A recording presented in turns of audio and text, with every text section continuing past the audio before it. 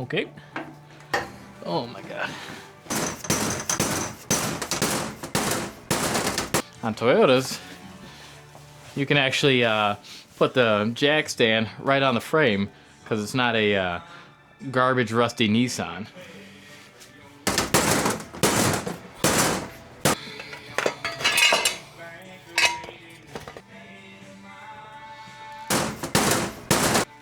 It's probably safe.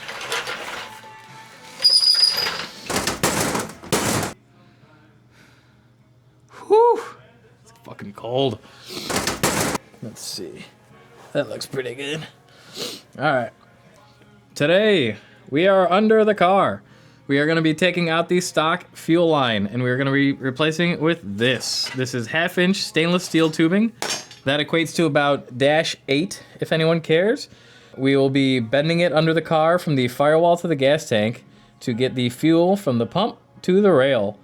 Let's get after it. I don't know if you noticed, but it's also about 10 degrees outside. I got the heat going, but it hasn't quite caught up yet.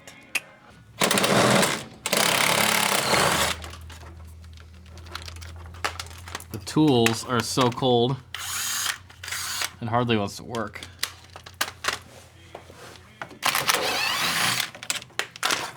There we go.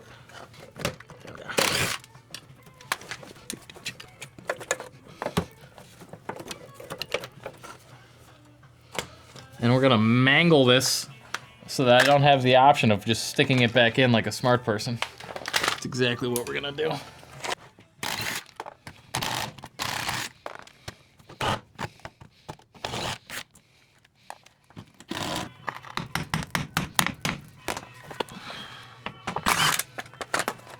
Oh, this is leaking. Shit.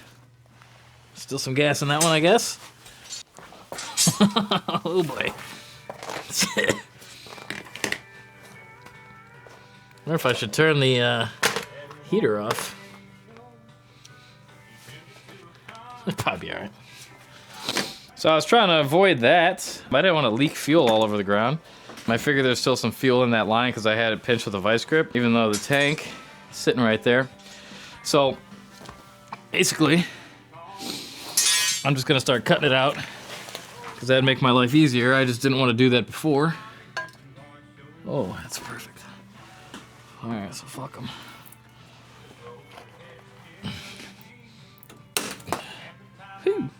So you can see, it's pretty rusty. So it just broke. Started leaking there where all this rust is. So I just cut it, get all the fuel out of it, and it'll make it these lines out way easier. I'm having that honky-tonk dream. Oh God, it's so crunchy. It reeks in here. Ooh, got a squirter. Ugh. These vice grips have been clamped to this car for the past, I don't know, easily 2 years, ever since I pulled the motor and it was leaking gas everywhere. Nice to have them back. See, the heat's on, and you're standing up, plenty warm. But if we have any scientists in the room, you know that heat rises, and we're laying on the cold concrete, so it's not helping us too much here.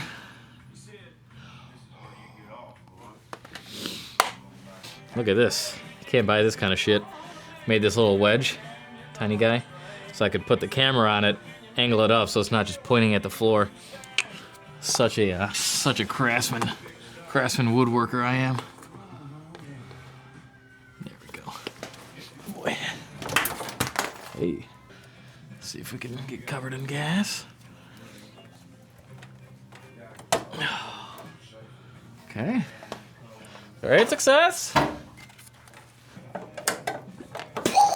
Woo! Good Lord. Oh.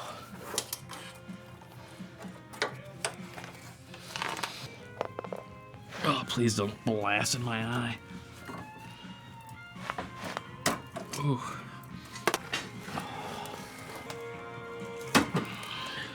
So factory, for some reason, the lines go here, and they go over the drive shaft all the way here, and then they come all the way here, and then go to where the tank should be.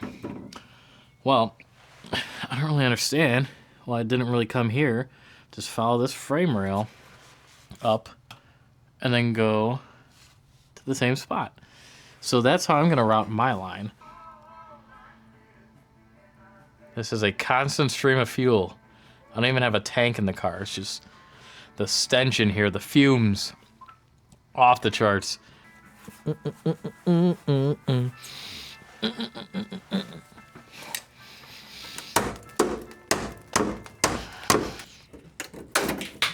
Okay. Fuel lines are out.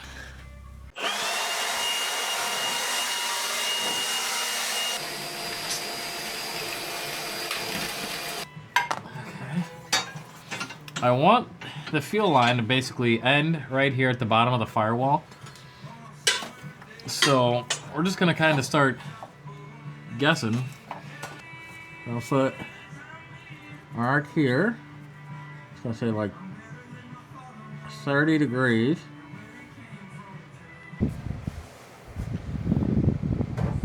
Nope.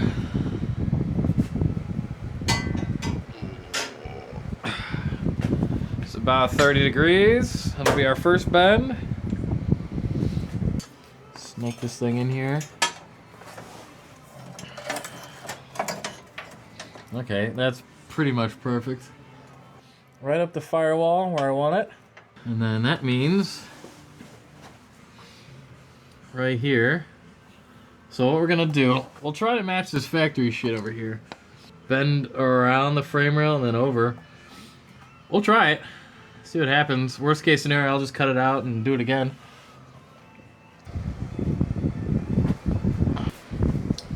Away we go.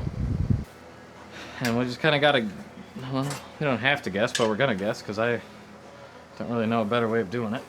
So I gotta line this up so it's straight. Don't want a dog leg.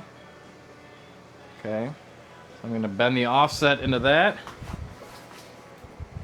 Let's go for this garage. Too small, man. Oh, everything's wrong. Alright. Let's go by hand. Fuck.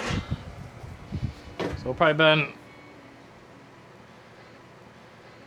That's just my guess right here, the amount of offset we're doing.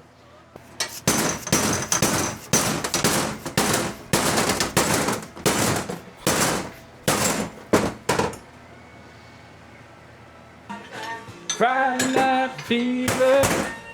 Sometimes a man just needs a breather. Welcome back. I've been absolutely messing up that first line I started with.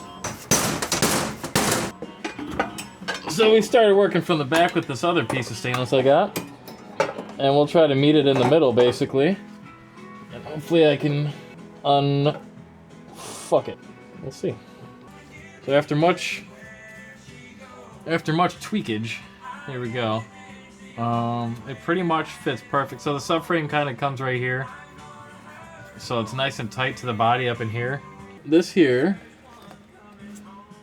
that'll be where I weld the fitting on and then connect to the gas tank. So this is where the gas fittings used to go. So I'm gonna weld a dash 10 onto that, and then it's gonna connect into the gas tank with just an AN line, no big deal. And then this, look at that. And then it starts heading that way, and then we're gonna make it line up with this fuel line that I royally messed up over here, but we'll get there. So we're gonna put a P-clamp in. P-clamp, it's shaped like a P. Usually, I use like a big, like bolt cutter style nutsert tool that's got big old lever handles. This thing is very cute. So we'll see. I have a feeling doing this nutsert's gonna be hard. We'll try it though. We'll try it.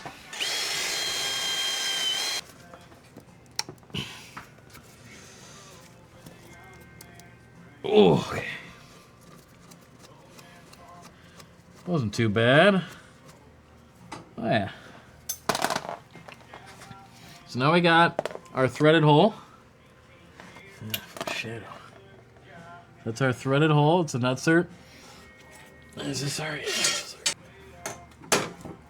So that's gonna go right there. I'm not gonna tighten that down because, well, for one, I didn't bring the tool to tighten that. But we're also gonna be taking that in and out a bunch of times. So we'll just leave it kind of half threaded in like that. But as you can see, this is a very nicely contoured piece. And it goes straight with the rest of the lines and stuff. Okay, so see where this one bends in? Right here. No, where's my finger? Right here. So this bends in right there. So I want to bend this next one, this guy, to the same line, because I'm going to end up cutting this because I bent it all silly and then welding it right here. So now that this 90 is in here, I'm going to put this one up here, and then I'm going to cut it like right here, and then we'll bend this one to go into this one, and then we'll weld it right there. But look at the fit and finish on this one. That's factory. Bada bing, that's awesome. So that's our line. Comes all the way back. And then here is where the two connect. So I'm gonna weld those together. Should be good fit, just like that.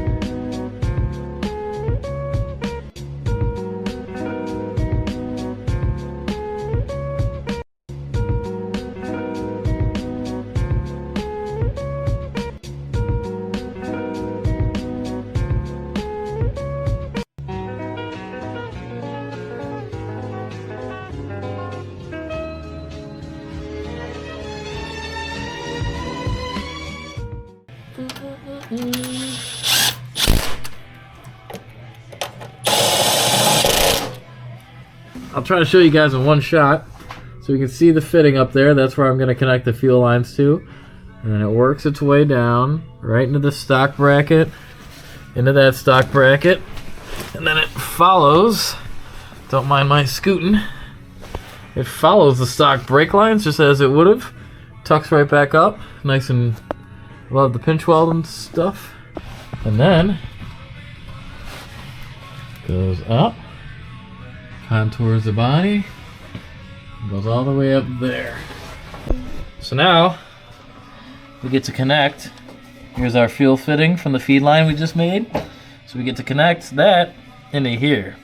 That goes into the fuel filter, and then we'll connect that one into here, which will go into the rail. Should be a pretty, let's see if we can get this angle. You get the gist, you can kind of see it. So that'll be a pretty straight line. And then we'll connect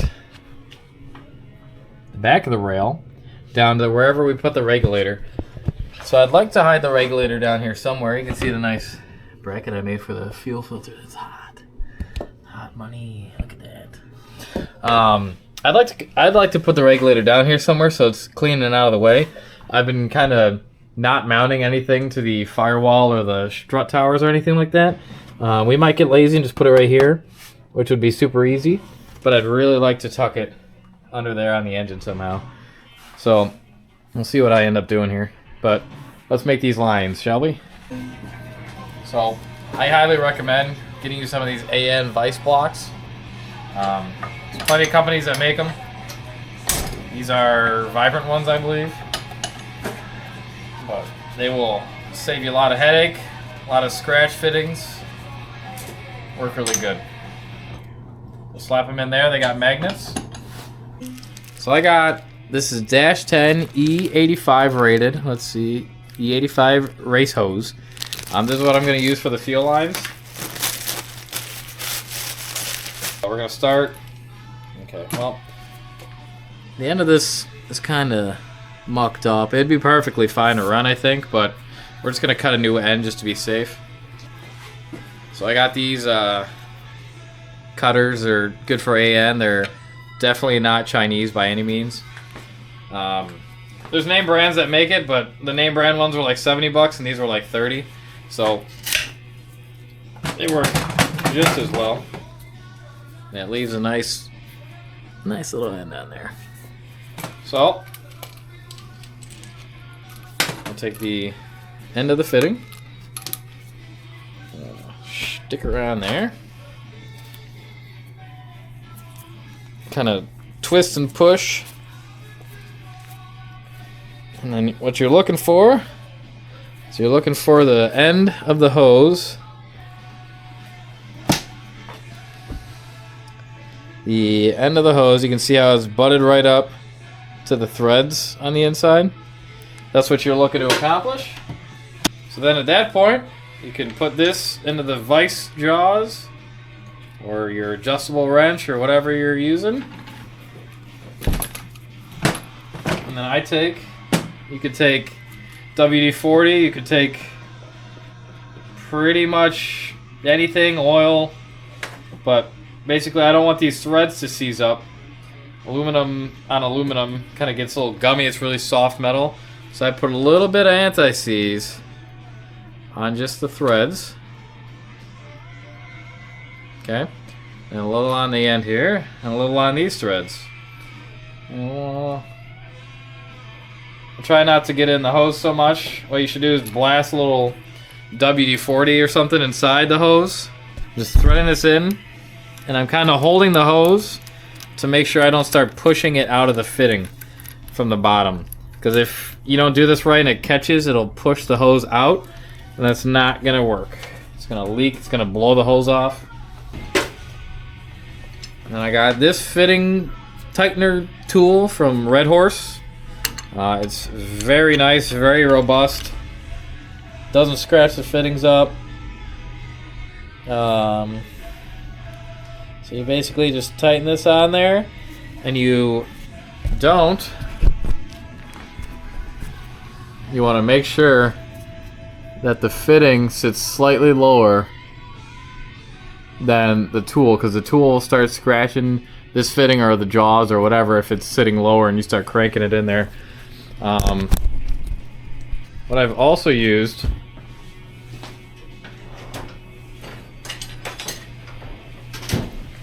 What I used to use was one of these. So this is an adjustable wrench, but it's for AN. It's made out of aluminum. You could put this on there instead of this, but this works a heck of a lot better. So then you're just going to tighten it, and basically you tighten it all the way until it bottoms out, unless it starts getting really, really tight and it's pretty close to the bottom. You can just leave it. It's better than to strip it out, but this felt perfect. So I'm going to put the camera right in my way of the vise. And there you go. Got a little anti-seize on there, but nice and not scratched up. I like to line up this and this part of the flats, because I think that just looks professional and nice. So now I'm going to route this fitting somehow without hopefully scratching everything up. There we go. So I'm routing this in here, threading this on. So now you can see where the hose is coming through, and you can see the fitting we're going to connect to. So as you remember when we were building it, there's about, I don't know, a 1/4 inch of threads inside of this back fitting. So when you go to cut it, you're not going to cut it flush with this. You're going to cut it about a 1/4 inch up where the threads stop. So usually I take a silver Sharpie marker and I'll mark where that is, and then I'll take this out and cut it, build it, and then we'll put it on. Make it real.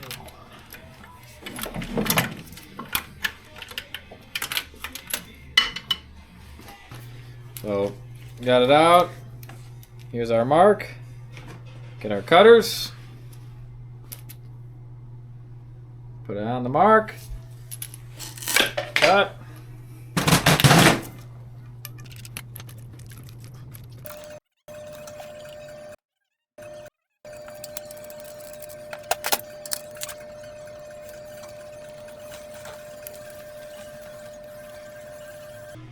Okay.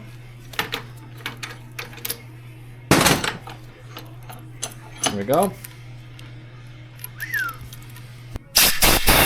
Blow it out just in case there's any foreign contaminants in there.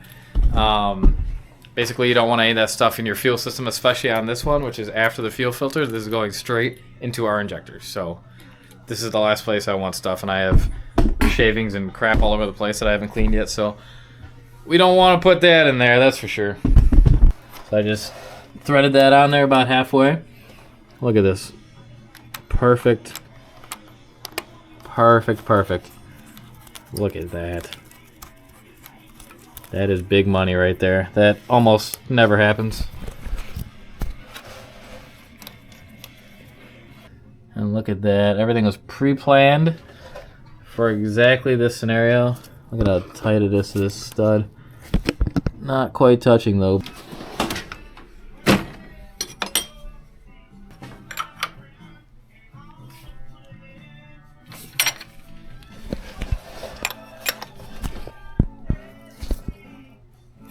We're gonna take this guy. We're gonna to this fitting right here.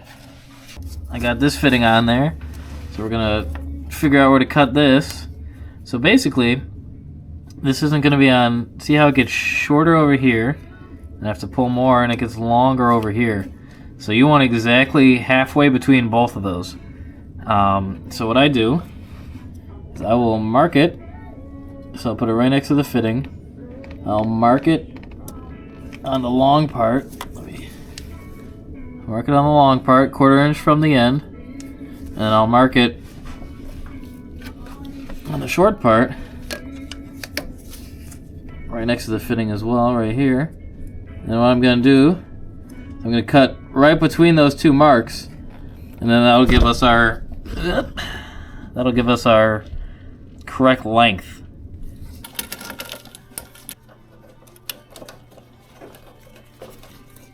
Okay, there we have it. So, nicely contours around my steering shaft here. There you go. That's a better angle. Alright, we're back in the garage today. It is negative 10 degrees out right now. The garage is a balmy 65. So, we need to mount the fuel pressure regulator. Have it right here.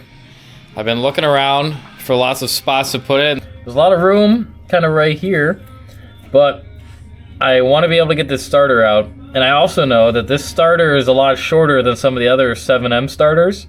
So I wanted to leave some room here just in case I got to put the bigger one in. What I was thinking is there's this nice little nook right here. So I'm going to put it right there, and I think I'm going to build a little bracket. I'm going to build off of this one, and I'll weld the two brackets together. And then it should be real nice tucked out of the way, but still able to adjust and get the fittings on. So we'll see how we do.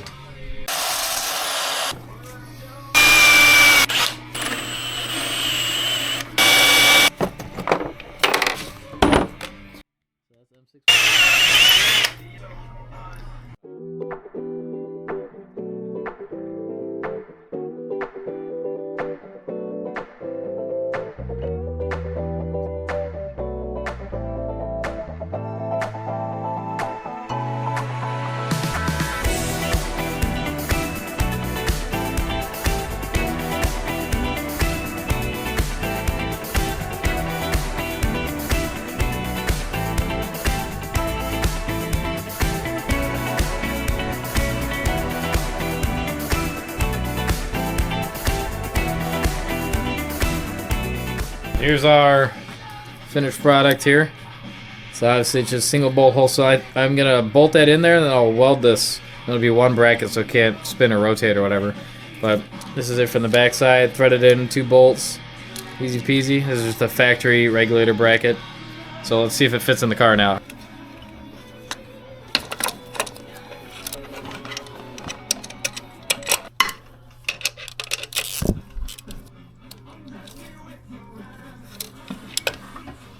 So what does that look like?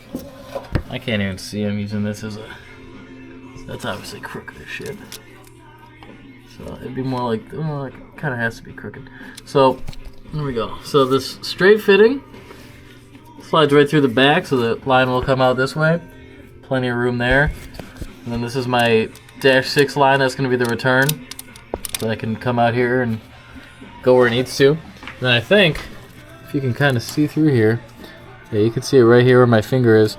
So I think if I kind of bend this forward a little bit even, I can get an Allen key through there and make fuel pressure adjustments, or I could just stick a Allen key right in here and do it. But as far as location, let's see. That's pretty cool. Very tucked, but everything is also pretty accessible. You know, can't even see it from up here. Everything's still perfectly clean, cool. I think we like that. So now what we're gonna do is on this bracket, where they're both bolted together here, we're gonna weld the two brackets together.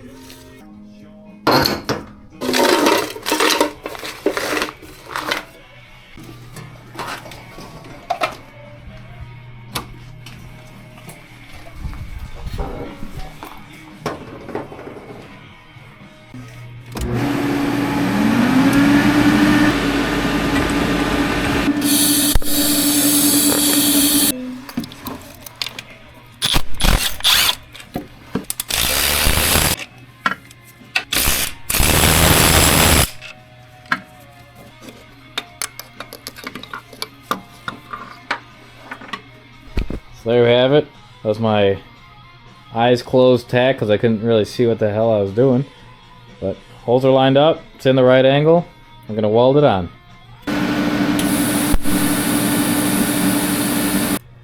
What I am going to do is I'm going to put the sensor in this now so I don't have to do it later. I'm going to come in and have to, that port right there, I'm going to have to put an air fitting in. It had just a barb air fitting, which is fine, but I'm going to run push locks, I think. Push locks are okay as long as they're not by heat. They melt really easily. So as long as you keep them away from heat, everything on the intake manifold side, no big deal. I like them. So as long as you cut them right. A lot of people don't cut them right. They leak. Everyone doesn't like them. They work fine if you cut them right. Here's a sensor I'm using. It's a 0 to 150 PSI transducer sensor. And then to seal it, yeah, Loctite 545. It is a hydraulic pneumatic thread sealant. Put it on there. And then you be careful not to get it in the sensor, obviously. And we're just gonna thread her straight into the regulator. And then I always try to keep the little tabs to release. I try to keep them pointing up on everything. It's the nice thing to do for your future self. And there we have it. So this is our regulator setup, and this is also our fuel filter bracket.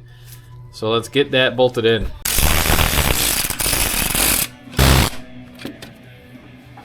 Little update. We got some stuff done in here without you guys. I put this flex fuel sensor in, which I basically just welded to the fuel filter bracket and then threw some nut certs in there. This is aluminum tubing, and we're going to use it to make my return line. We use stainless steel to make the feed line. It's much more rigid and strong. This, if you hit it on the ground or anything like that, it's going to tear open. The stainless will just bend. It's not going to break. We're going to use this as a return because I'm feeling cheap and lazy. So...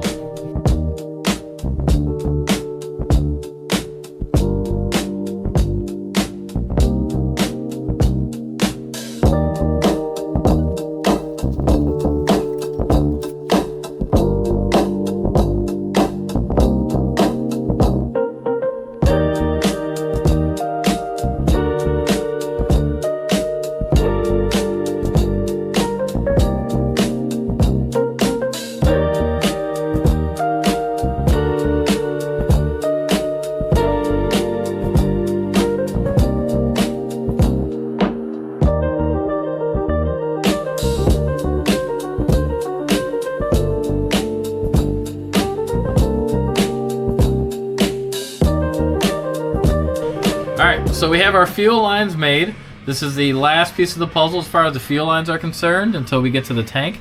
So we are in the back of the car right now. These are our 2 terminations for our fuel lines. We've got nice bulkhead fittings, is what those are. So they're double male ended with a nut on it so that you can go through brackets or fuel pumps or whatever you gotta do. So I made 2 stainless brackets to mount those at different heights there, or depths, whatever you want to call that. So now we got our feed and our return lines mounted up. So now we just have to make our lines to the fuel tank once that goes in. So that'll be our next little project here coming up. This is our stock Cressida fuel pump and fuel pump assembly. We are gonna keep a lot of it and get rid of some of it. So we're gonna obviously get rid of the stock pump. We're gonna keep the return line because I like the way this dumps back into the little fuel basket that's in the tank. We're going to get rid of the stock feed line. We're going to put a new bulkhead here. We're going to make a new hard line from the pump to the bulkhead. We're going to keep the return line because it's in good shape. What I'm going to do is I'm going to weld on a -6 fitting onto the end of that so that we can make our connection at the return in AN. So I'm going to basically weld that on there. And then I'm going to make a hard line instead of this one. I'm going to make a hard line out of aluminum with 2 tube nuts. And then this is all going to be AN from here to those hardline connections that we made earlier. As far as the pump goes, we are running a Fuel Lab brushless fuel pump and a Fuel Lab brushless fuel pump controller, which you would need to run this. Basically what that controller does is it takes your DC power that the car makes and turns it into AC power, which the fuel pump takes. Benefits of this is you can basically run, I think they said supposedly 800 horsepower on E85 to the wheels, which is bonkers, on one tiny little pump. I mean, look at the size comparison on that versus the stock pump. That is absolutely crazy. And then another nice piece is this bulkhead here to get the wires through the top of the sending unit here to the pump. They do just give you raw ends on the end of it, and they give you raw ends on the connector for the pump. So I think I'm going to try to de-pin these and then make new connections out of these raw ends so I don't have to have butt connectors inside of the tank, which seems a little silly in my opinion, but we'll just, we'll take care of that ourselves.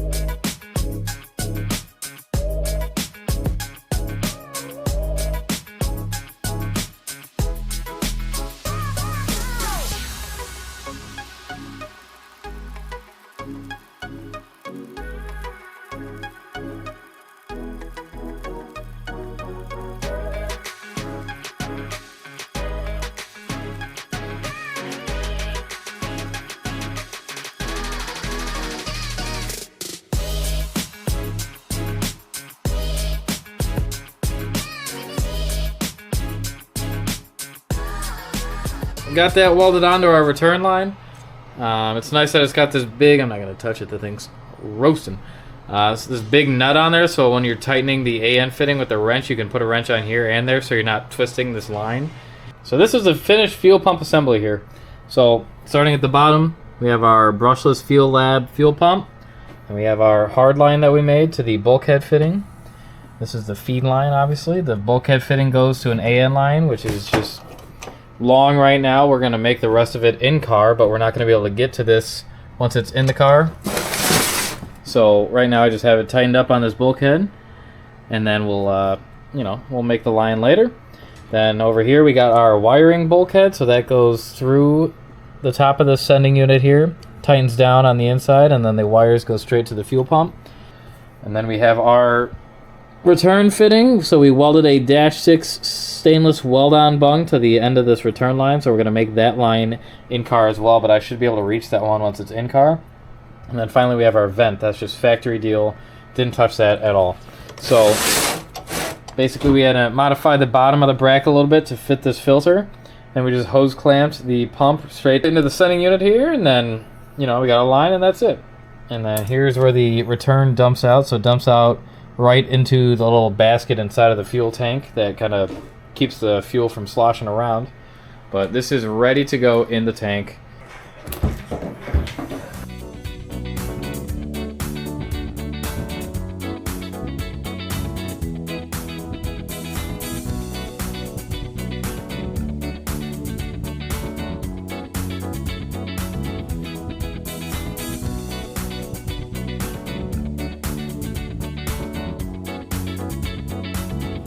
So we got the gas tank in. These are the lines that we made outside of the car. Here's the feed line, the return fitting up there, you can see, and then the vent, so that's all ready to be connected to. You can see up here, those are the lines that we made before. So basically I just got to make 2 lines, one from the return to the return line, one from the feed that's already half made to the feed that's sitting there and waiting. We're not going to do that today for 2 reasons. One, because I don't have the fittings and I need to order them. And then also because I have to pull the subframe out anyway to do subframe bushing. So I'm just going to do the fitting when the subframe's out because that's going to be a lot easier to get to. So this will be the end of this video for now. Next video we're pulling the subframe. We're going to put bushings, arms, a couple other things on. So tune in for that one. Till next time.